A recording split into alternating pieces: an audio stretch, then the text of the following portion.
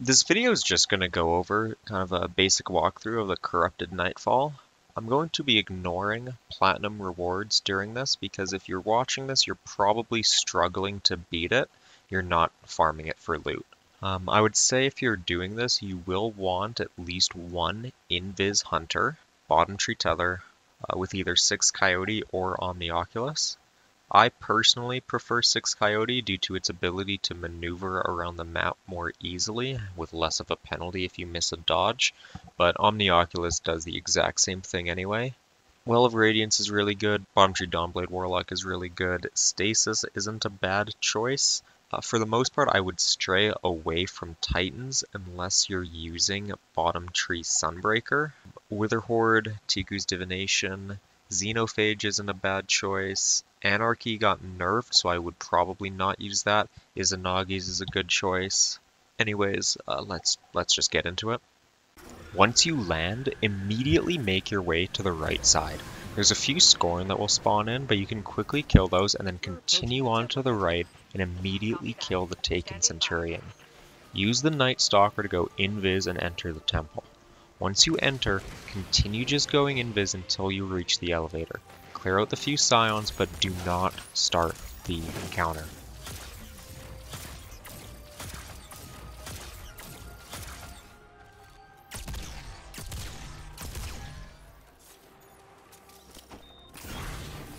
We're heading inside now.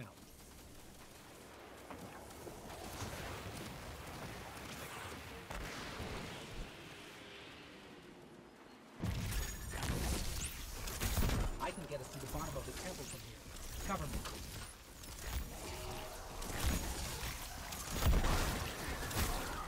Bungie patched the cheese where you could stack a bunch of charged balls on the ground. You can still save a few, but now they despawn after 20 seconds on the ground or 90 seconds of being held. So in general, you're going to have to do this part legit. When the enemies first spawn in, it's only taken Scions. Throw grenades, Witherhoard, Tikus, even Super if you need to try to kill all of the Scions before the 3 shielded enemies spawn in.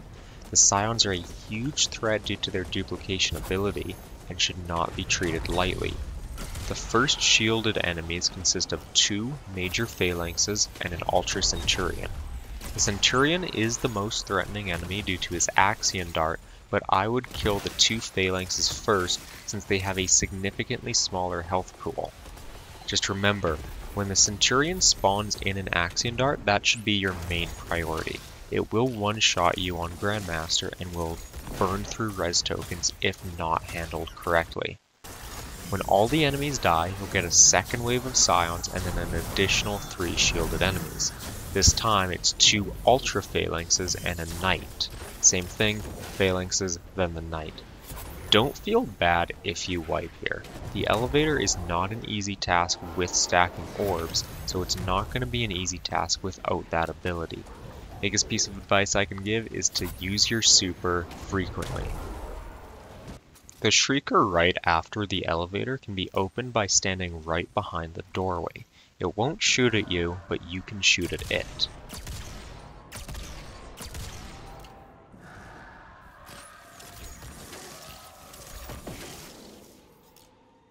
Once you reach the Ogre encounter, kill the Hive Ogre first. You can safely stay near the stairs with relatively 0 threat. I'm not going to go into too much detail about how this encounter works, but basically by killing the Hive Ogre first, all of the Hive enemies in that non-Ascendant realm will despawn, and just 3 Shriekers will activate in the Ascendant realm. Since you end up in the non-Ascendant realm after this encounter anyway, it's just a lot easier to not have all those Hive swarming at you. So kill the Hive Ogre, and then kill the Taken Ogre, which will despawn all of the Taken enemies, and then you can just deal with 3 Shriekers. If you kill the Ogres in the opposite order, you'll just need to kill a bunch of Melee Knights Thralls, which is just a lot more annoying than 3 Shriekers.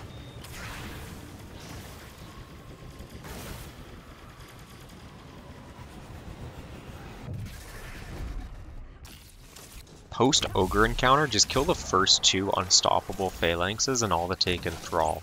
Once those are dead, kill the 2 void shielded stasis acolytes on the left and right side, and then just hug the right pillar, kill the right side overload.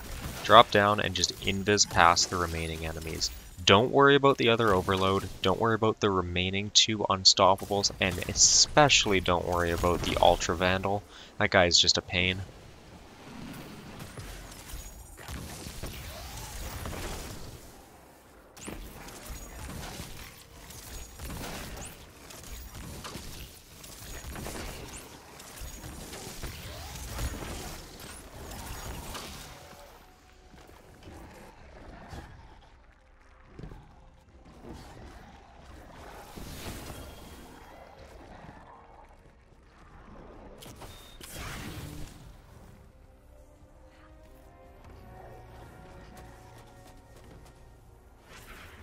If you're worried about the drop, you can easily drop onto these first 2 rocks and then just walk off and land directly in the portal. There's no risk of death doing this.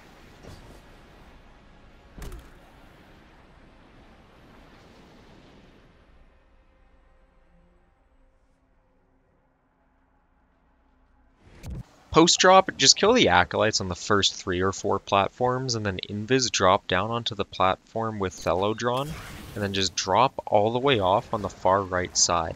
This lets you skip that entire encounter, the 2 overload hobgoblins at the end, and a few vandals. And this also lets you just make it to the boss fight again really easily.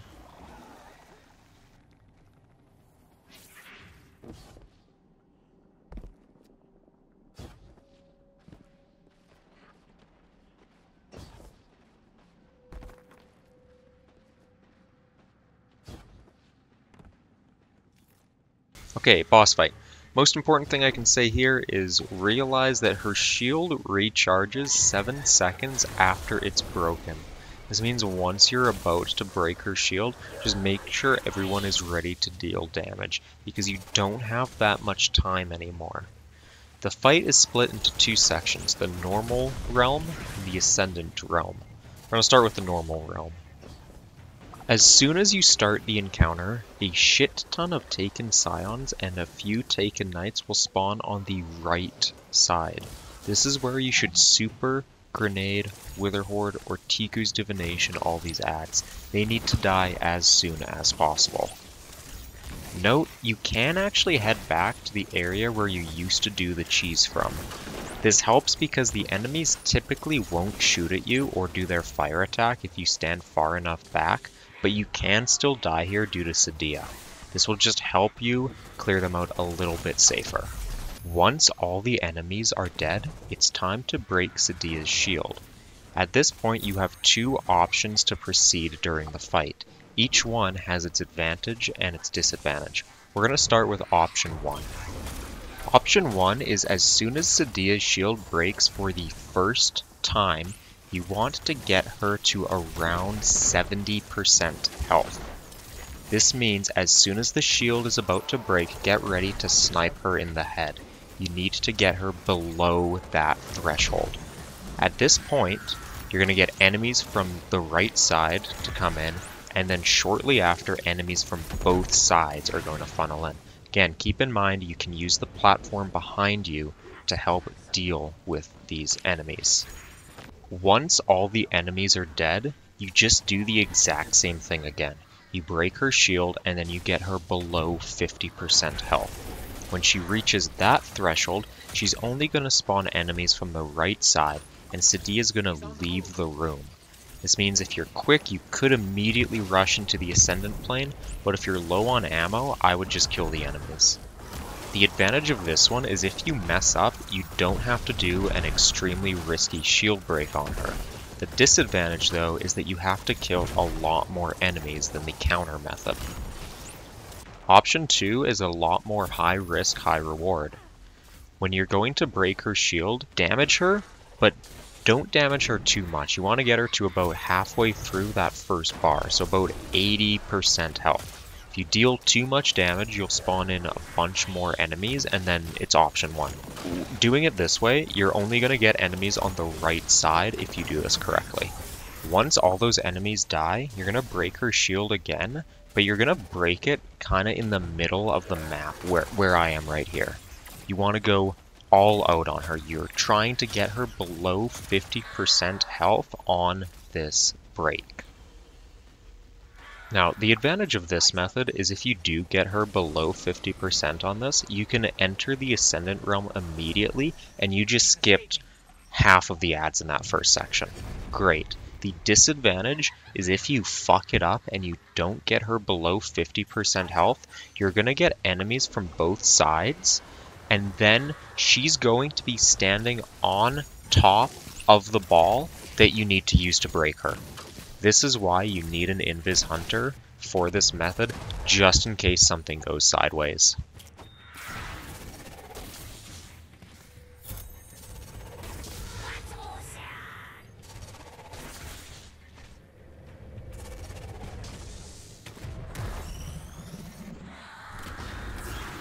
Once you enter the Ascendant Realm, there's 4 platforms leading up to the big circular Shitshow.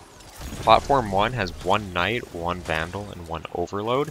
Each of these is extremely dangerous, but my personal preference for killing them goes Knight, then Vandal, then Overload. To the right of you is Platform 2, which has Sedia, 1 Knight, and 1 Vandal. Killing the Knight will force Sedia to move, so I would prioritize the Knight over the Vandal, but obviously if you see the Vandal, just kill it. Platform 3 again is to the right of Platform 2. This has 2 Vandals, 1 Knight, Sedia, and an Unstoppable. Again, prioritize the Knight, but if you see the Vandals, kill them. The Unstoppable here is extremely tame and really just sits there. Once you reach the circular Shitshow, immediately turn around and go back to the previous platform. Sedia won't do her bullshit boop attack on you on this platform, and instead will only do the eviscerating hex. She spawns a bunch of scions that you can kill with extreme ease from this platform.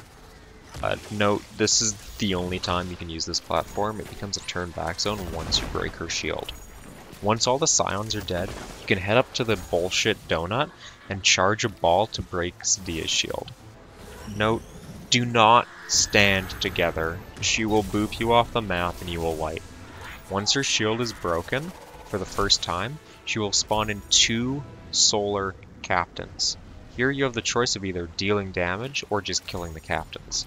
And if you're really struggling, focus on the captains first, then break her shield a second time and deal damage.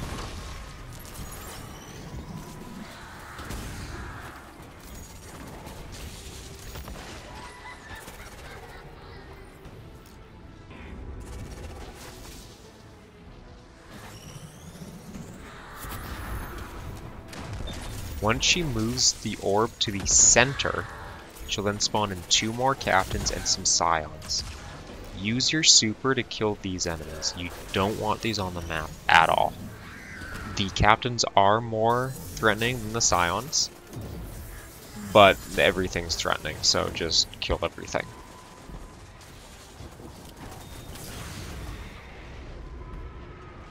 Once everything's dead, send the Invis Hunter up to the platform in the middle of the donut, charge a ball, break her shield, panic, then kill her.